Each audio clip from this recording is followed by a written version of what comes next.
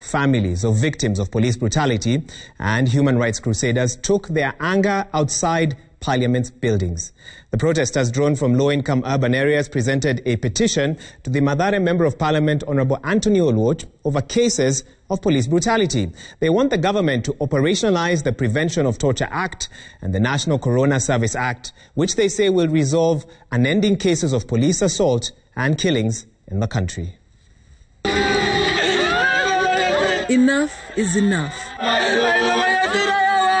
Mothers, brothers and sisters enraged, protesting the loss of their loved ones at the hands of those expected to protect them makes them inconsolable. Their last resort being this petition handed over to the area Member of Parliament. The petition contains the 27 names of Kenyans who were allegedly killed or disappeared without a trace at the hands of police officers.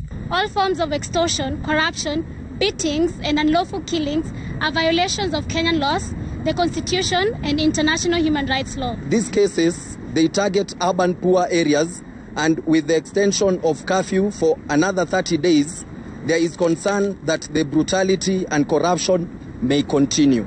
We cannot be giving money to the tunes of billions of shillings for the protections of vulnerable people as Parliament, and the police go back and mistreat and kill the very same vulnerable people. So haya ndio masharti yetu, na tunawapea makata ya masaa 24. We are giving them 24 hours for the government to tell us what they are going to do about this.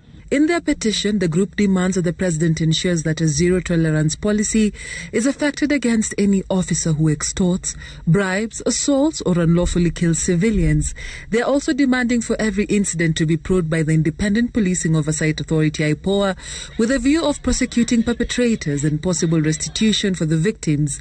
Their demands to the Inspector General and the National Police Service Commission to suspend all officers culpable of committing crimes against the public, suspending all officers under probe pending clearance by IPOA, and ensuring that funds are allocated to the Office of the Attorney General to operationalise the Prevention of the Torture Act and the National Coroners Service Act to provide redress for all torture, cruel and unusual treatment.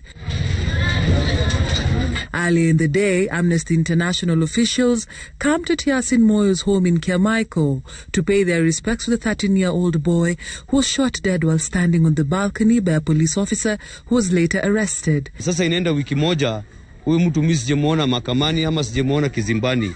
Sasa bado sisi tuko na hofu. Enough is enough. We need a different paradigm of policing. We need a different framework of policing. People need to be able to live in their communities, to stand on their own balconies and not feel threatened and not feel intimidated. Another group of human rights defenders joined the family of Carlton Minor along Bagathi Road in calling for justice over those who have died at the hands of police officers. The Interior Ministry has promised that all reported cases of police brutality will be dealt with in accordance to the law.